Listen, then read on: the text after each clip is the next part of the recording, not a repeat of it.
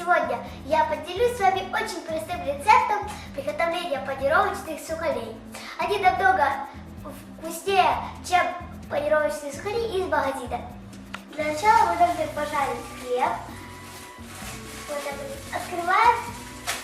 Нам понадобятся только обычные кусочки. Такие вот не подходят. Берем 4 кусочка. Если поместится, можно будет больше взять. И выкладываем их. Ставим в духовку наш хлеб. Теперь ждем, пока наш хлеб превратится в сухарики. Только следите, чтобы сухарики не были горелыми. Хреночки наши надо переворачивать, чтобы они равномерно подрумянились.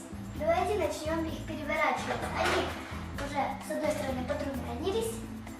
Теперь надо их перевернуть. Это понадобился дегустатор. Вам нужен дегустатор? Там сидит наш дегустатор, мы обязательно пригласим его попробовать наши сухарики панировочные. Мы достали наши греночки, и теперь нам надо измельчить их в блендере. Подготавливаем блендер.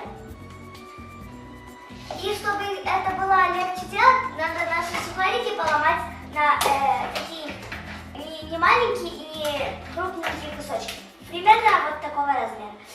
Просто если мы будем кидать хлеб большими кусками, то все это будет на всей кухне, этот хлеб. И так ломаем весь хлеб. Теперь будем наши греночки измельчать, ложить небольшими порциями.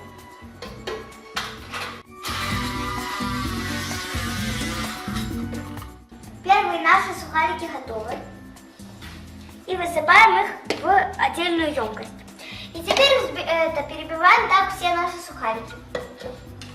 Хоть это немного шумно и грязновато, но результат того стоит. Вот какие панировочные сухари у нас получились. Они очень хрустящие и вкусные, поэтому с ними ваши блюда будут самые-самые вкусные. Если вам понравилось это видео, то ставьте лайки, пишите в комментариях, что нам еще приготовить. До новых встреч, пока!